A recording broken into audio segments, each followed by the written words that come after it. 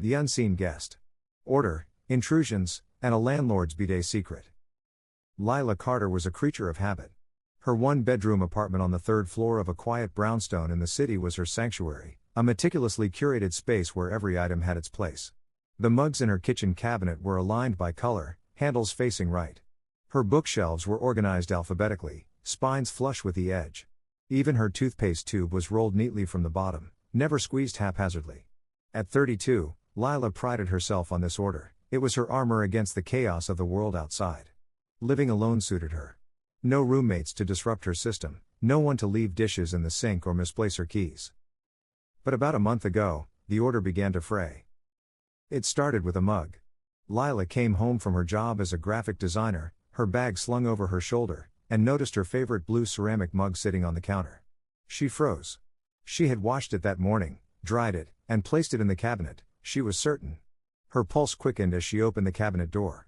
All the other mugs were in place, but the blue one was unmistakably out of order. She told herself she must have been distracted, maybe left it out in a rush. But a nagging doubt took root. The next day, it was her toothpaste. Lila stood in her bathroom, staring at the tube on the sink. A small dent marred the middle, as if someone had squeezed it carelessly. She always rolled it from the bottom, a habit ingrained since childhood. She checked the cap, it was tight, just as she'd left it. But the dent was there, undeniable. She shook her head, trying to laugh it off. "You were losing it, Lila," she muttered, but her reflection in the mirror looked uneasy. Over the next week, the disturbances multiplied, each one small but precise, like pinpricks in her carefully constructed reality. A dining chair was shifted a few inches from its usual spot, its legs no longer aligned with the table's grain. A book on her shelf, The Martian Chronicles, was tilted slightly forward, as if someone had pulled it out and not quite replaced it. Her throw blanket, always folded into a perfect square on the couch, was draped unevenly one evening, one corner trailing on the floor. Lila's tidy nature made these anomalies impossible to ignore. She began to question her memory, her sanity. Was she sleepwalking? Forgetting things? She started taking photos before leaving for work each morning, documenting her apartment state as proof against her own doubts. The photos confirmed what she suspected: things were moving when she wasn't home. One night, the disturbances took a darker turn. Lila was in bed, the room cloaked in darkness, her phone glowing softly on the nightstand. The city outside hummed faintly, car horns, distant sirens, but inside, her apartment was still. Then, a sound. A soft, unmistakable shuffle, like papers being rifled through in the living room. Her heart stopped, a cold wave of fear washing over her. She lay frozen, straining to listen. The sound came again, faint but deliberate, followed by a creak, like a footstep on the hardwood. Lila's breath caught in her throat. Her front door was locked, she checked it every night, a ritual as ingrained as her tidy habits. She reached for her phone, her fingers trembling, but hesitated. What would she tell the police? That she heard a noise? Instead, she slid out of bed, her bare feet silent on the rug. She grabbed a kitchen knife from the drawer in her bedroom, a precaution she'd started keeping close after the disturbances began, and crept to the door. The hallway was dark, the apartment silent now. She opened the door slowly, wincing at the faint squeak of the hinges. The living room was empty, bathed in the dim glow of streetlights filtering through the blinds. Her desk, where she kept her sketchbooks and bills, looked untouched. No papers were out of place, no drawers ajar. She checked the front door, still locked, the deadbolt secure. The windows were closed, the latches intact. She stood in the quiet, knife in hand, feeling both foolish and terrified. The next morning, Lila checked the hallway camera she'd installed after the first disturbances. It was a small, motion-activated device, discreetly mounted above her apartment door. She scrolled through the footage on her laptop, her coffee growing cold. At 2:17 a.m., the camera had triggered. The timestamp showed motion, but the hallway was empty, no one entering, no one leaving. Her stomach churned. If someone was moving things, they were already inside when she was home. Lila's mind raced. She considered calling the police, but what could she say? There was no sign of a break-in, no stolen items, just a series of tiny disruptions that sounded paranoid when spoken aloud. She thought about sleeping in her car, parking it in a well-lit lot and curling up in the backseat. But the idea of abandoning her home, her sanctuary, felt like defeat. Instead, she doubled down on vigilance. She reviewed her photos obsessively, comparing them day to day. She set up a second camera inside the apartment, hidden in a bookshelf, angled toward the living room. And she started noticing a pattern. The disturbances, mugs, toothpaste, chairs, always happened after she left for work, between 8 a.m. and 6 p.m. never at night, except for that one shuffling sound. It was as if whoever, or whatever, was responsible knew her schedule. Lila began to suspect her neighbors. The building was small, only 6 units, and she knew most of the tenants by sight. There was Mrs. Delgado, the retiree who baked cookies and left them in the lobby, the young couple in 2B, always arguing loudly, and Mr. Hensley, the landlord, a wiry man in his 50s who lived in the basement unit and handled maintenance requests with a gruff efficiency. Could one of them have a key? A grudge? She dismissed Mrs. Delgado, she was too frail to sneak around. The couple in 2B seemed too absorbed in their own drama. That left Hensley. Lila didn't want to believe it. Hensley had always been professional, if a bit curt. He'd fixed her leaky faucet last year, replaced her smoke detector batteries without complaint. But he had an emergency key to every unit, a fact he'd mentioned casually when she moved in. For emergencies only, he'd said, his eyes avoiding hers. The thought made her skin crawl. She started watching him. When she took out the trash, she lingered near the basement stairs, listening for sounds from his unit. She noticed he left the building every morning around 8:30, just after she did, returning in the late afternoon. One day, she pretended to forget something and doubled back after leaving for work, hiding in the stairwell. Sure enough, Hensley emerged from his apartment, glanced around, and headed upstairs, toward her floor. Lila's heart pounded. She waited until she heard his footsteps fade, then crept back to her apartment. The door was locked, but that meant nothing if he had a key. She didn't confront him then, she needed proof. That night, she reviewed the interior camera footage. At 9:12 a.m., the living room camera triggered. The video showed Hensley entering her apartment, his movements quick but cautious. He didn't touch her desk or her mugs. Instead, he headed straight for the bathroom, spent a few minutes inside, and left, wiping his hands on a towel he brought with him. Lila's jaw dropped. The bathroom? She rewatched the footage, her disbelief growing. He wasn't stealing, wasn't rummaging through her things. He was using her bidet? The high-end, heated seat model she'd splurged on when she moved in, a rare indulgence in her otherwise frugal life. She checked the footage again, zooming in. Sure enough, he emerged from the bathroom looking oddly satisfied, towel in hand, before slipping out. The next day, Lila requested a meeting with Hensley. She sat across from him in his cramped basement office, the air thick with the smell of old coffee and mildew.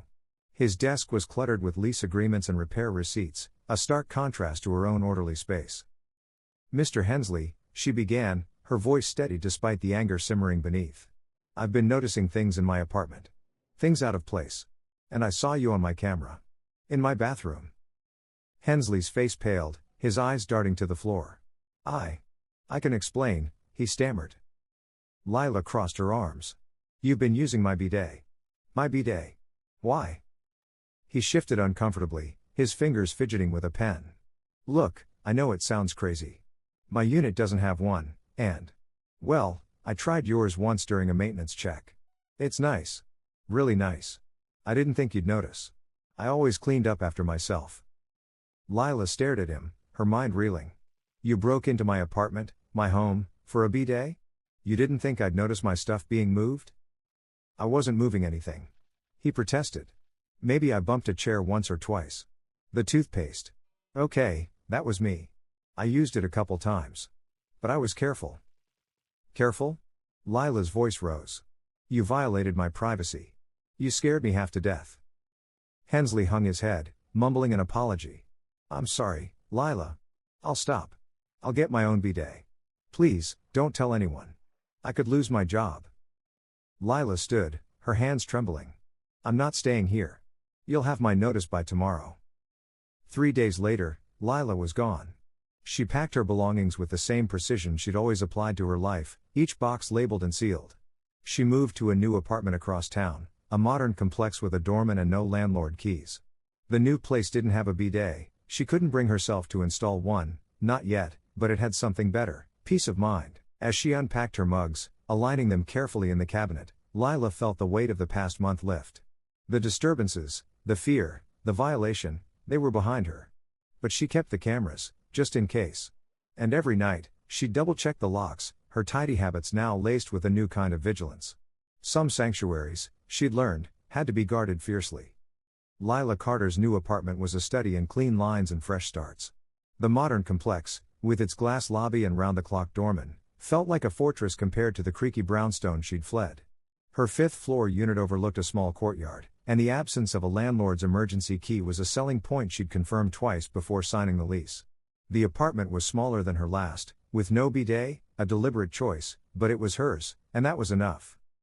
She spent her first week unpacking with the same precision that had defined her old life.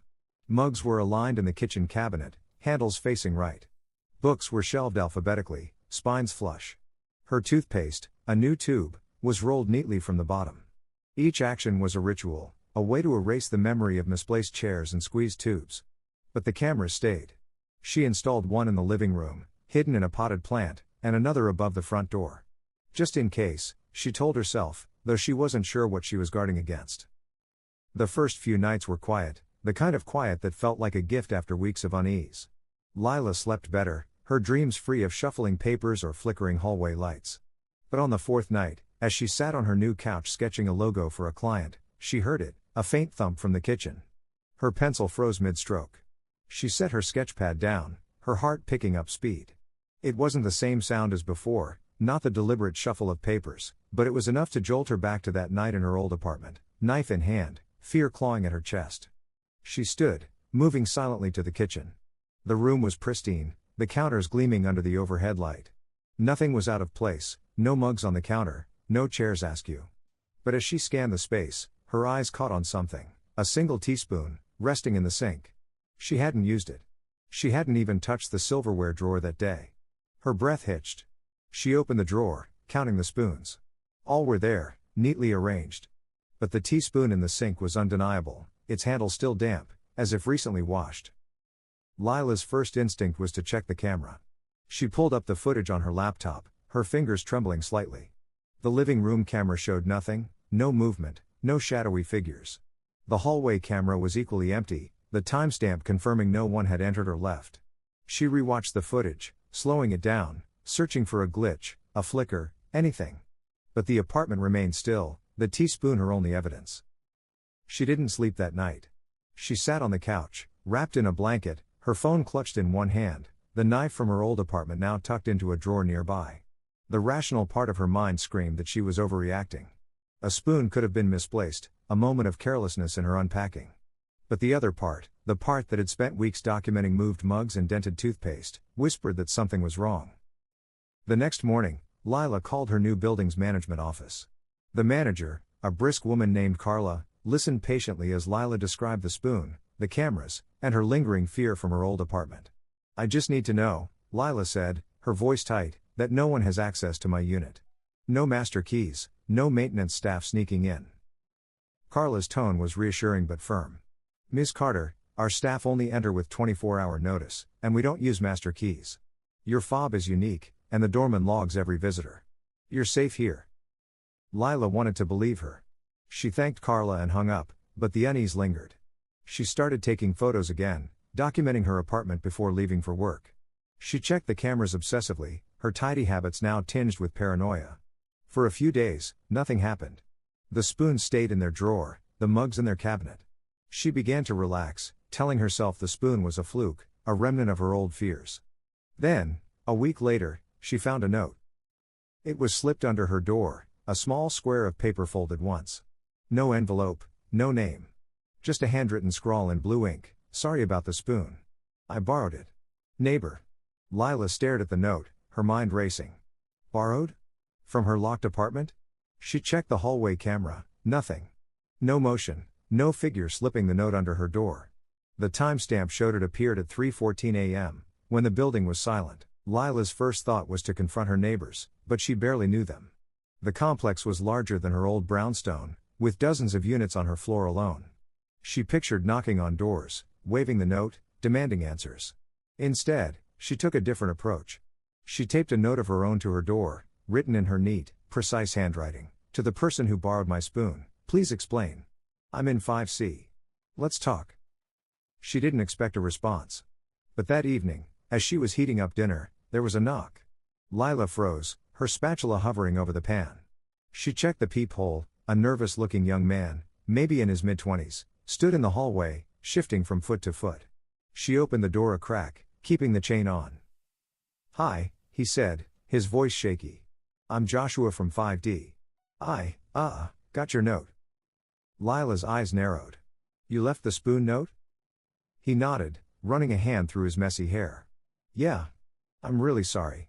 It's kind of a weird story." Lila unhooked the chain but kept her distance, gesturing for him to explain. Josh took a deep breath, his cheeks flushing. "My girlfriend, Mia, she sleepwalks. Bad. She's been doing it more since we moved here. A few nights ago, I woke up and found her in the kitchen, holding a spoon. She said it wasn't ours, that she found it. I didn't think much of it until I saw your note." Lila's stomach twisted. "Found it? In my apartment?" Josh winced. "I think so. Our units share a vent in the bathroom ceiling. It's big, weirdly big. Mia's small, and when she sleepwalks, she's resourceful. I found a screwdriver by the vent last week, like she'd been messing with it. I think she got into your place through there." Lila's jaw dropped, the absurdity of it rivaling her old landlord's bidet obsession. "You were saying your girlfriend climbed through a vent to steal a spoon?" "I know it sounds insane," Josh said, holding up his hands. "She doesn't remember anything. She's seeing a doctor about it. I'm so sorry. We'll pay for the spoon, fix the vent, whatever you need." Lila studied him, searching for a lie, but his embarrassment seemed genuine. She thought of the vent in her bathroom, a square grate she'd barely noticed. It was high, but not unreachable with a chair. The idea of someone crawling through it was ludicrous, yet it explained the spoon, the empty cameras, the note. She took a deep breath, forcing herself to stay calm. "I don't want money. I want the vent sealed. And I want to meet Mia, awake, so we can sort this out." Josh nodded eagerly. "Absolutely. Tomorrow? She's mortified, but she'll talk." The next day, Lila met Mia, a slight woman with apologetic eyes and a nervous laugh. She confirmed Josh's story, showing Lila a prescription for sleep medication she'd just started. They called building maintenance together, and by evening, the vent was sealed with a heavy-duty grate, bolted shut. Lila added a motion sensor to her bathroom, just in case.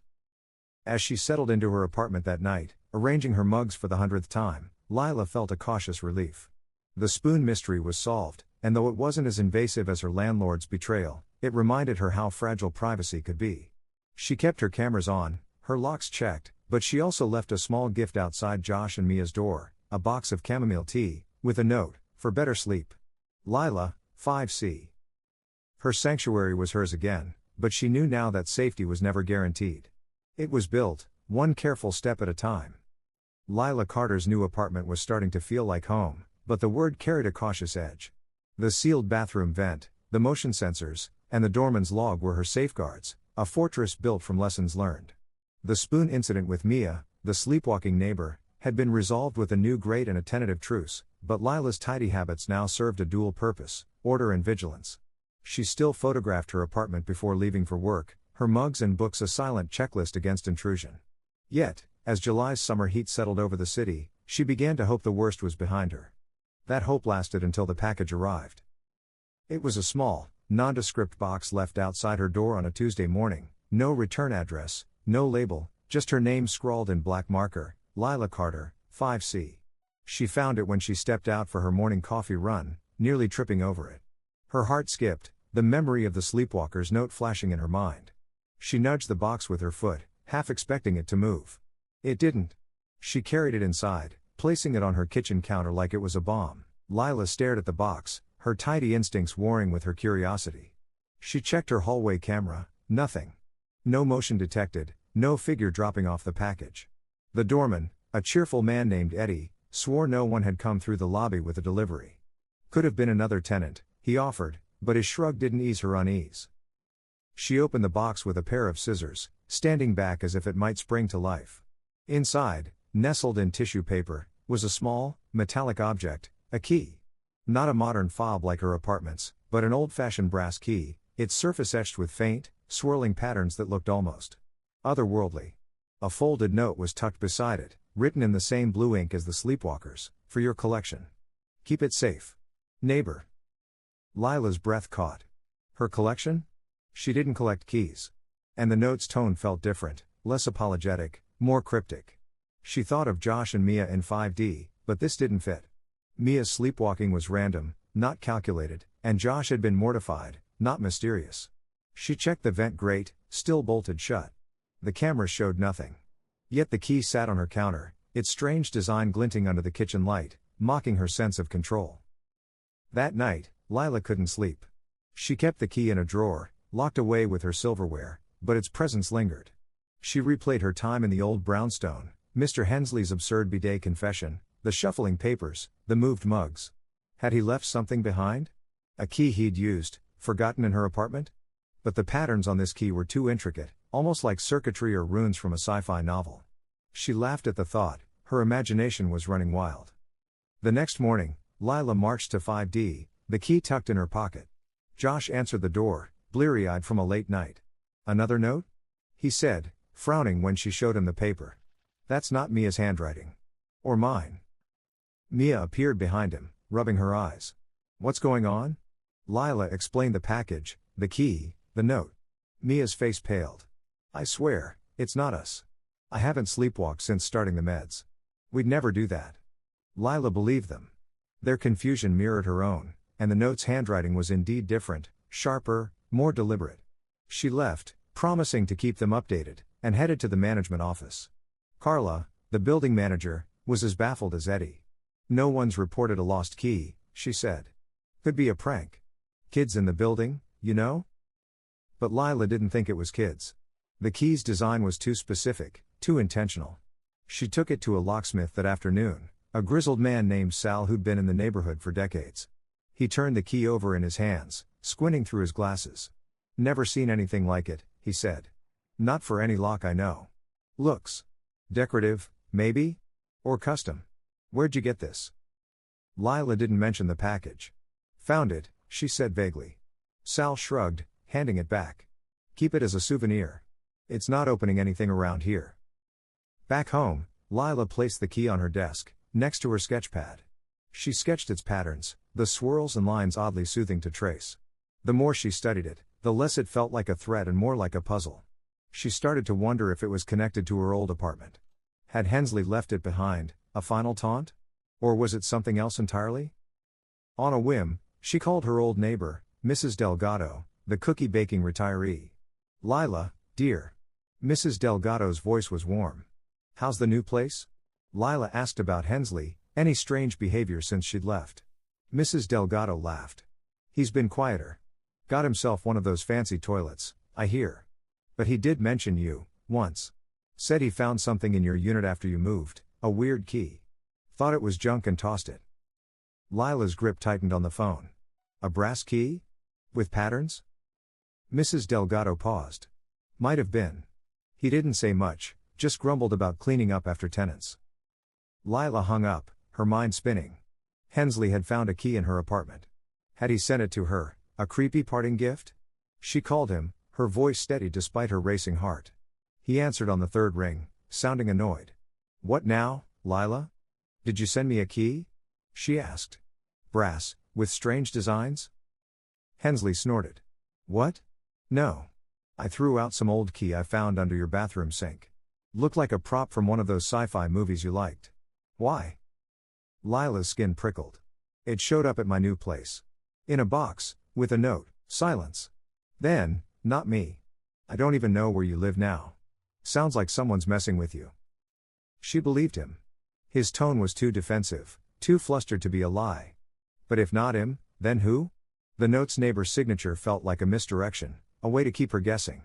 She considered other possibilities, a prankster in the new building, a friend with a strange sense of humor, but none fit.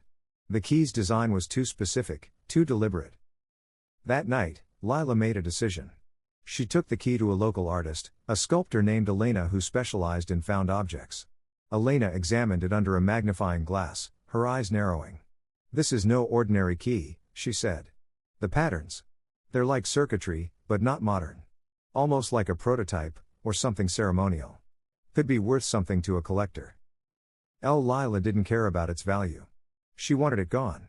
She donated it to Elena's studio, asking her to turn it into something new, a sculpture, a pendant, anything to strip it of its mystery. Elena promised to send her a photo of the final piece. Weeks passed, and the disturbances stopped. No more spoons, no more notes. Lila's cameras stayed quiet, her mugs untouched. She began to relax, her rituals softening into routine rather than defense. One evening, Elena sent her a photo, a small, abstract sculpture of the key, its patterns woven into a larger design of interlocking spirals, like a galaxy in miniature. Called it the unseen guest, Elena wrote. Thought you'd like that. Lila smiled, placing the photo on her fridge. The key was no longer a threat, but a story, one she might laugh about someday. She double-checked her locks, aligned her mugs, and settled into her couch, sketching a new design. Her sanctuary was hers, fully and finally. And as she drew, she felt the last lock click into place, not on her door, but in her mind.